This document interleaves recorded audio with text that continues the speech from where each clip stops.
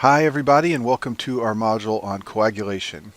Thrombus formation is the way that the body prevents blood loss when there's damage to a blood vessel. So when the endothelial lining to any blood vessel is damaged, two processes are initiated that lead to formation of a thrombus. First of all, platelets become activated, and I talk about how this occurs in another module.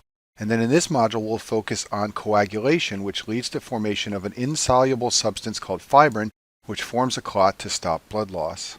Before we talk about coagulation, I want to mention that vasoconstriction is the body's first line of defense against bleeding. This occurs before any thrombus is formed, and it occurs in response to endothelial damage. The important mediators of this effect are substances called endothelins. These are proteins that are very potent vasoconstrictors. They are released by endothelial cells near sites of damage. And if you've watched the module on pulmonary hypertension, you know that there are drugs used in pulmonary hypertension which are endothelin receptor blockers. And this should make sense to you if you appreciate that endothelins cause vasoconstriction. So back to our discussion of thrombus formation, we're going to focus on how fibrin is formed by the body. And in order to understand this, we need to understand the coagulation factors. Coagulation factors are proteins that are synthesized in the liver, they are soluble in plasma, and they circulate in the blood, and they become active when they are triggered by endothelial damage. They work together to form an insoluble protein called fibrin, which will form a mesh to prevent blood loss at sites of endothelial damage. The coagulation factors are named by Roman numerals. For example, there is factor 1, factor 5, and factor 10. They all circulate as inactive enzymes which are called zymogens, and when they become activated, an A is added to their name. For example, 1A or 5A or 10A are the activated forms of clotting factors 1, 5, and 10. And you should know that many of them activate to become a special type of enzyme called a serine protease. So serine is an amino acid. This is its structure shown on the screen. A protease is an enzyme that cleaves proteins, so serine proteases are protein cleavage enzymes that contain the amino acid serine, and many of the coagulation factors activate to become serine proteases. The coagulation cascade involves the sequential activation of the clotting factor zymogens. For example, 12 will become 12A, and then that will activate 11 to become 11A, and there's a constant low level of activation of these clotting factors occurring all the time in your plasma. However, the process will amplify when there is endothelial damage, and this will lead to the generation of fibrin, which, as I told you before, is that insoluble protein that can precipitate out of the plasma and form a thrombus. This slide is an illustration of the coagulation cascade like you can find in a textbook of hematology. You can see that it shows how the clotting factors are activated sequentially, ultimately leading to the formation of fibrin, which forms a cross-linked fibrin clot.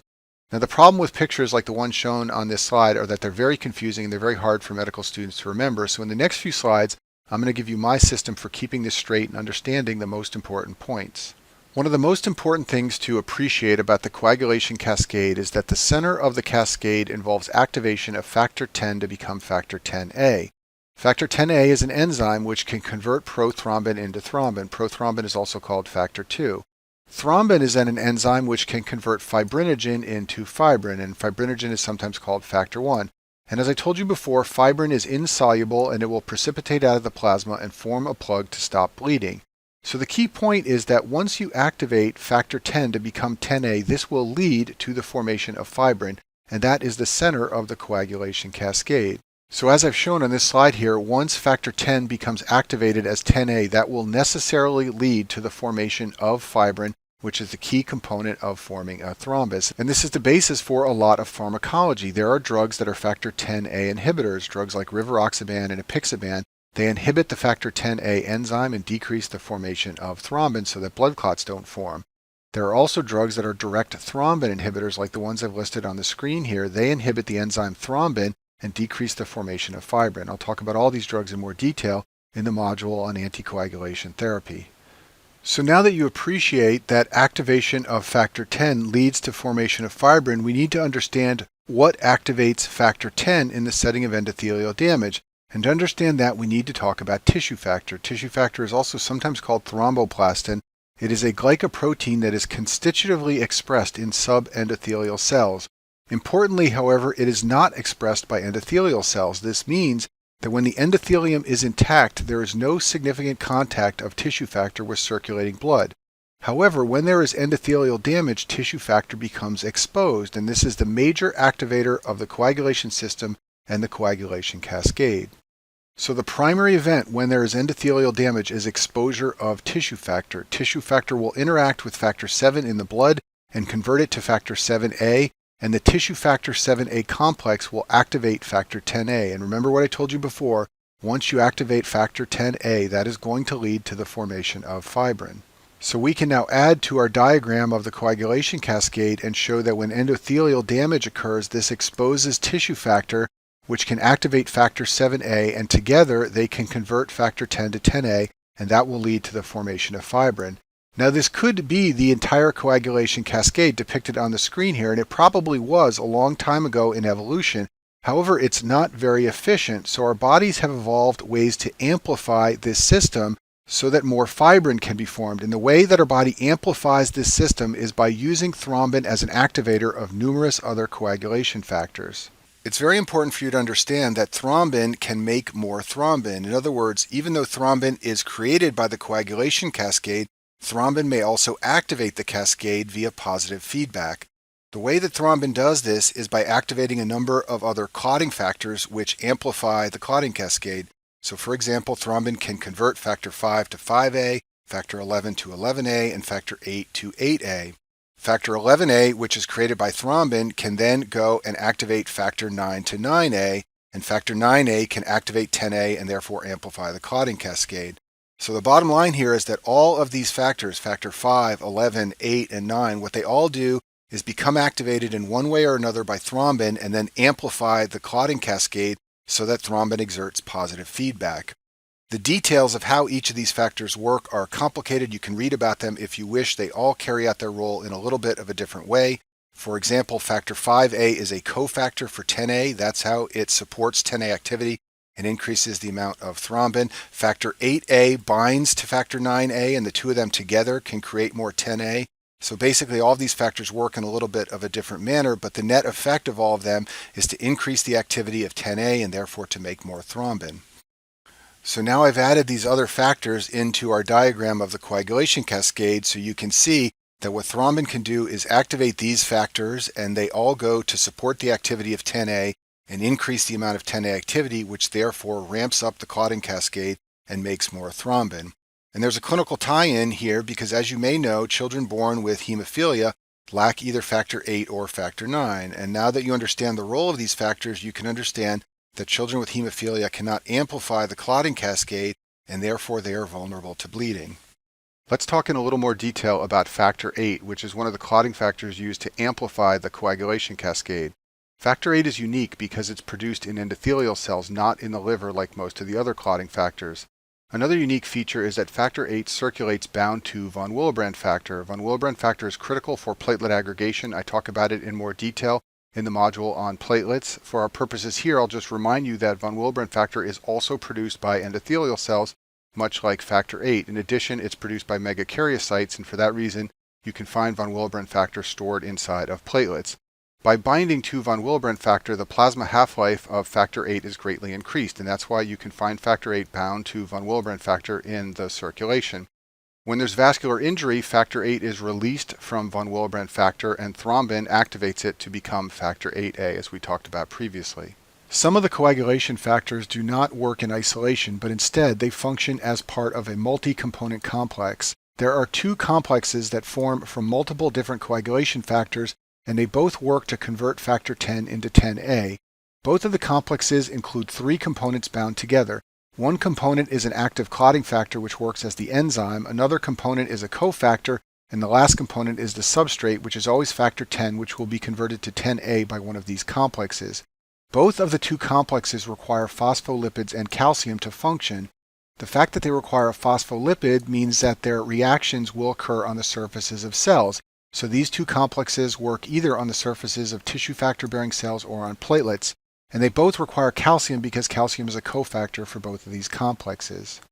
So the first complex is called extrinsic 10-ACE. It converts factor 10 into factor 10A. It consists of a phospholipid that comes from tissue factor-bearing cells. The enzyme is factor 7A, the cofactor is tissue factor, and the substrate is factor X. The second multi-component complex is called the intrinsic 10-ACE. It functions on top of platelets. That's where the phospholipid comes from. The enzyme for this complex is factor 9A. The cofactor is factor 8 or factor 8A, and the substrate is factor 10. Remember, all these complexes convert 10 to 10A. If we go back to our diagram of the coagulation cascade, these are the two multi-component complexes. One includes tissue factor and factor 7A. It will convert 10 to 10A. The other one involves factor 9A and factor 8A. It will also convert 10 to 10A. Both of these two work as a package of an enzyme and a cofactor, along with phospholipids and calcium. That's a nice segue into a discussion of calcium. Calcium used to be called factor 4 because it is required for clot formation just like the other coagulation factors. Platelets store calcium, and when they are activated, they can release calcium. And when you draw a blood sample, many times you will store it in tubes like this that contain EDTA. The reason the tubes contain EDTA is because it will bind calcium, and this will prevent the blood from clotting while you transport it to the lab. Now let's talk about factor 13, which we haven't discussed yet. The job of this coagulation factor is to cross-link fibrin once fibrin has been formed.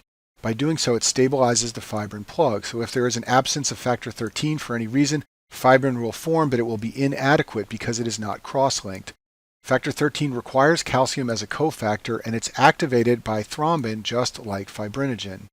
So back to our diagram, we can now add in factor 13, which functions right here along with calcium to cross-link fibrin. It is activated by thrombin just like fibrinogen.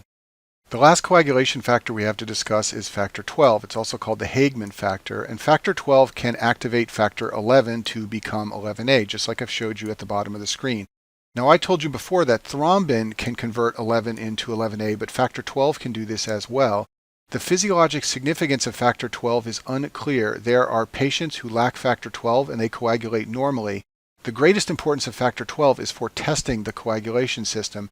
This is because factor 12 is activated by contact with negatively charged substances like silica. So if you expose factor 12 to silica, it will become factor 12A and it will activate the coagulation system. And this is the basis for the blood test called the partial thromboplastin time, or the PTT. So this is the way I like to think of the coagulation cascade, because it helps to remind me that inside the body endothelial damage initiates the cascade, and then these factors over here amplify the cascade. This is the way, however, you will often find it written in textbooks, and the reason it's written this way is because it shows that there are two ways to form fibrin. The first way is called the tissue factor pathway, where tissue factor leads to this cascade of changes, and that leads to the synthesis of fibrin. The other way to activate the cascade is by starting with factor 12. That will lead through this cascade of changes, which also leads to the formation of fibrin. And when it's written this way, there's usually a little notation like the T I've shown here to indicate which factors are activated by thrombin. The reason textbooks like to write it this way is because this is important in the laboratory for testing the coagulation cascade. The pathway that begins by factor 12 is called the intrinsic pathway, and the pathway that begins with tissue factor is called the extrinsic pathway, and they are tested separately inside the laboratory. The test for the intrinsic pathway is called the activated partial thromboplastin time, or the PTT. To do this test in the laboratory, you take a sample of a patient's plasma and you add it to a negatively charged substance, usually silica. And as I told you before, negatively charged substances will activate factor 12 to 12A, and that will lead to the formation of fibrin. And you measure the time it takes to form a clot, and that time is the PTT. The test of the extrinsic pathway is called the prothrombin time. In this test, tissue factor is added to a sample of a patient's plasma. That will initiate the cascade in this manner and form fibrin, and you measure the time it takes to form a clot, and that time is called the prothrombin time, or the PT. Let me add a few more details about the intrinsic pathway. This is the pathway activated by factor 12. It's also sometimes called the contact pathway because it's activated when plasma comes in contact with negatively charged substances. The intrinsic pathway requires kinins for normal function. Kinins are peptide hormones or signaling molecules. They have short half-lives, so they circulate as inactive precursors called kininogens, and they are activated by enzymes called kallikreins. And the kinin system is considered a link between coagulation and inflammation. That's because kinins contribute to inflammation, and they can be generated by factor 12, which, as we just saw, is part of the coagulation system. The most important member of the kinin system is bradykinin. It's a vasodilator, it increases vascular permeability, and it can cause pain. And bradykinin is relevant in two clinical scenarios. The first has to do with ACE inhibitor drugs. Bradykinin is degraded by angiotensin converting enzyme, or ACE. So if you administer an ACE inhibitor for hypertension or heart failure, this can raise the bradykinin levels. This can lead to a dangerous side effect of angioedema. This is swelling of the face and tongue, and it's a result of bradykinin causing vasodilation and increased vascular permeability when the levels get too high because of ACE inhibition. The other clinical tie-in to bradykinin has to do with hereditary angioedema. Bradykinin is also degraded by the C1 inhibitor protein. This is part of the complement system, and if you are born with a deficiency of the C1 inhibitor, you can develop high bradykinin levels, which will lead to episodes of swelling. This is called hereditary angioedema, and I talk about it in more detail in the immunology modules. But for our purposes here, I just want to point out the two clinical scenarios where bradykinin is relevant. That has to do with ACE inhibitors and hereditary angioedema. The reason we are talking about kinins like bradykinin in a module on coagulation is because factor XII can lead to the synthesis of bradykinin. Factor XII activates clotting, as we saw before, but it also leads to the production of bradykinin. Now, in order for factor XII to produce bradykinin, it needs help from two cofactors. One is called prekallikrein, the other is called high molecular weight kininogen. Factor XII can convert prekallikrein into kallikrein, and kallikrein can then convert high molecular weight kininogen into bradykinin. But the bottom line is that factor XII is capable of generating bradykinin, and thus it provides a link between the coagulation system and the kinin system, which is related to inflammation. There is a very rare condition where children are born with very low or absent levels of prekallikrein. It's called a prekallikrein deficiency. When this happens, factor XII cannot normally produce bradykinin. In addition, factor XII cannot normally activate the coagulation system. For this reason, these patients have a markedly prolonged PTT blood test, because remember, factor XII is the basis of the PTT blood test. Interestingly, these children usually have no bleeding problems. They usually come to medical attention when someone does a routine test of the PTT. The reason they don't have bleeding problems is because, like I told you before, factor XII doesn't have a lot of physiologic significance.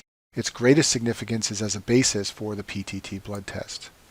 So the kinin system can be very confusing. Its physiological significance is not entirely clear. It's still being studied. I've summarized on the screen some of the most important things for you to remember. It's activated by factor XII, and therefore it's an offshoot of the coagulation system.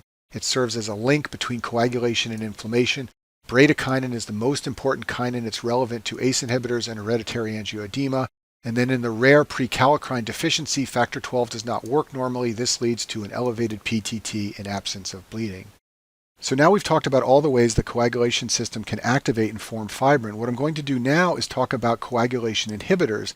These are naturally occurring substances that are deactivators of the coagulation system, and they keep it from overactivating and forming too much fibrin.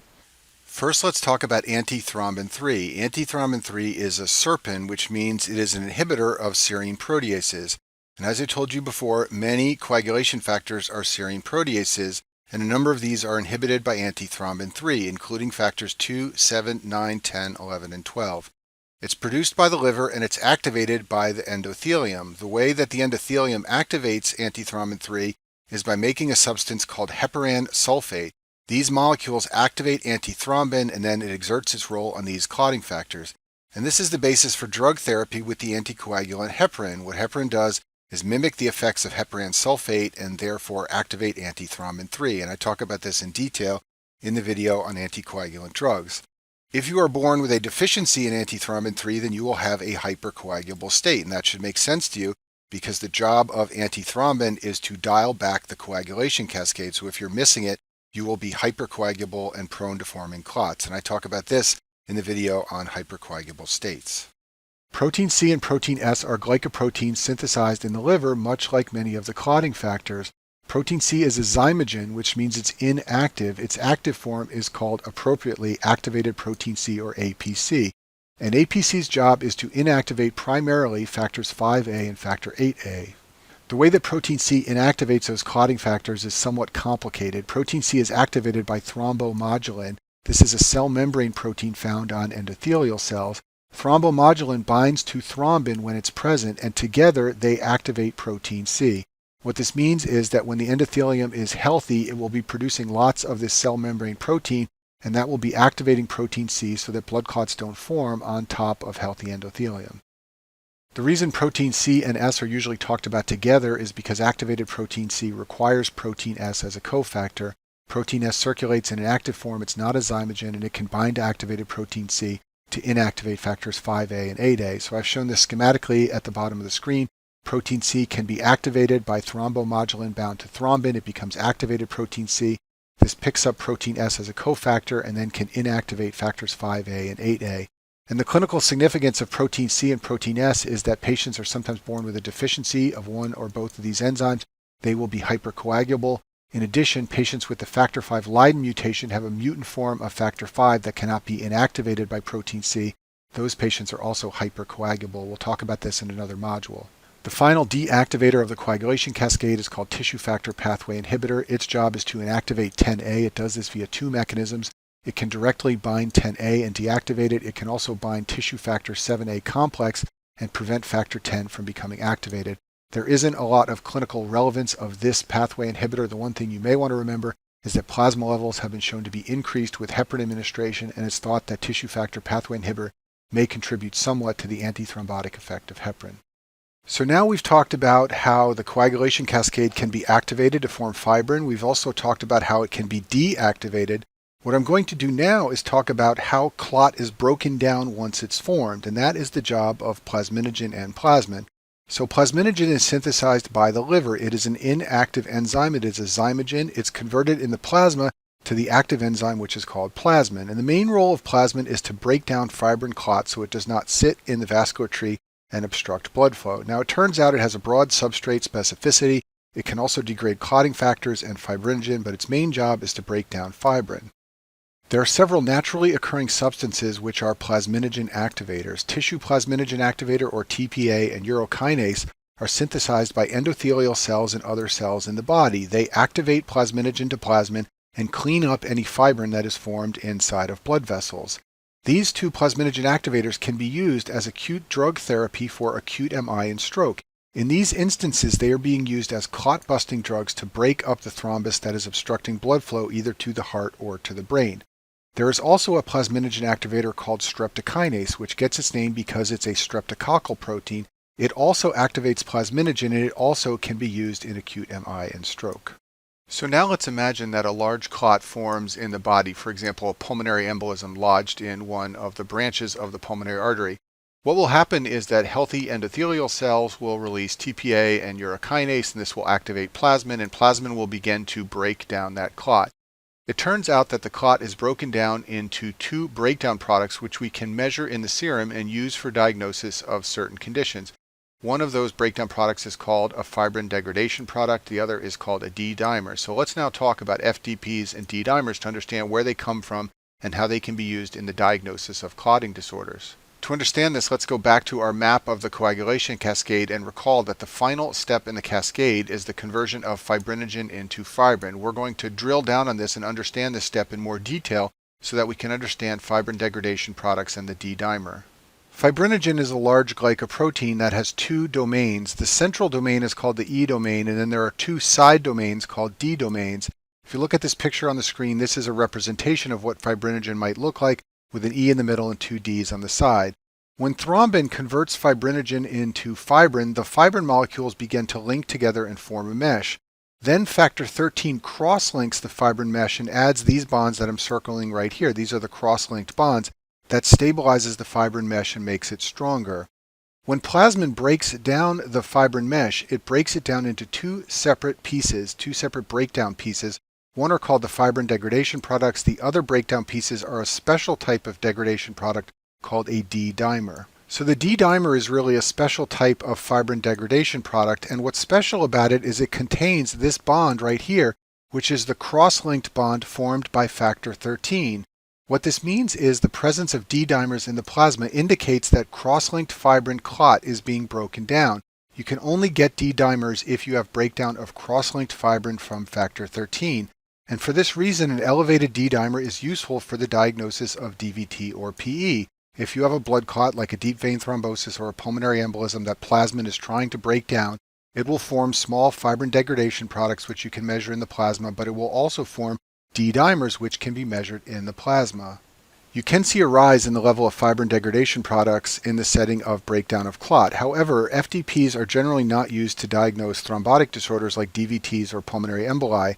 Partly this is because FDPs do not have the same sensitivity and specificity as the D-dimer test, but another reason is that you can see a rise in the level of fibrin degradation products in the absence of clot if there is extensive fibrinogen breakdown.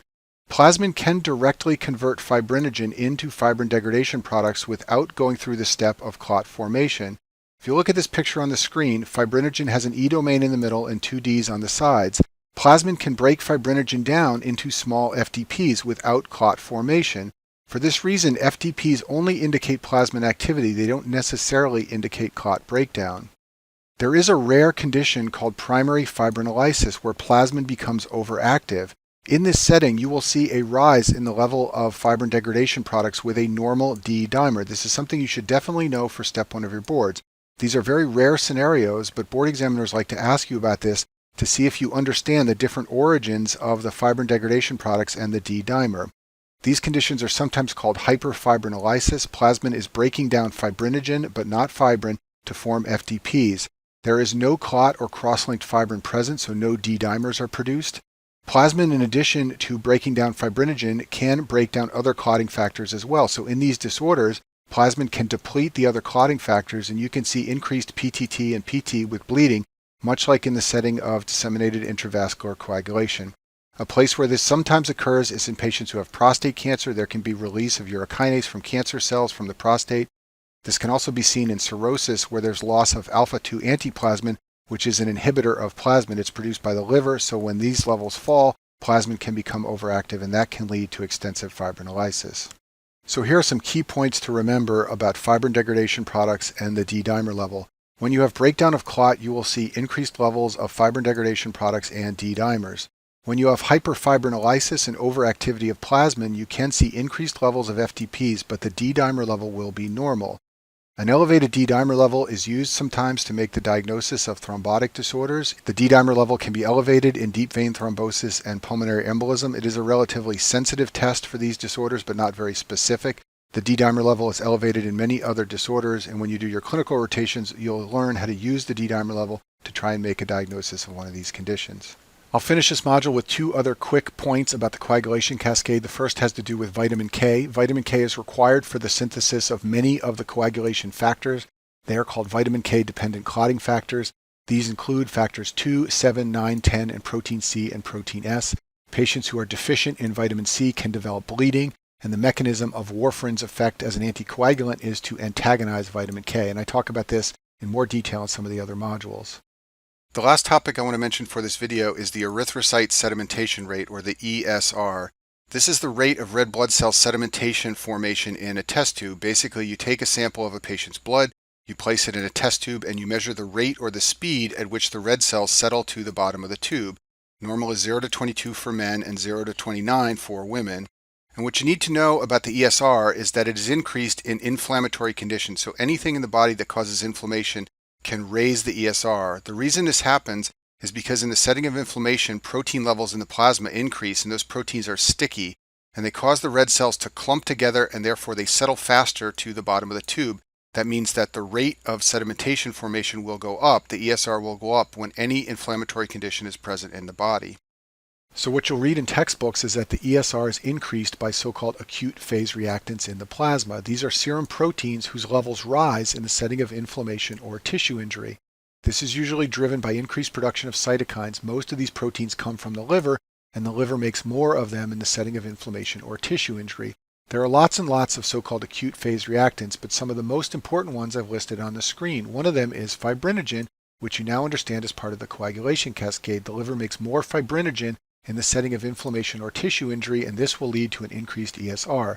Other important acute phase reactants, which we'll talk about in other modules, include ferritin and C-reactive protein, which can bind bacteria and can activate complement.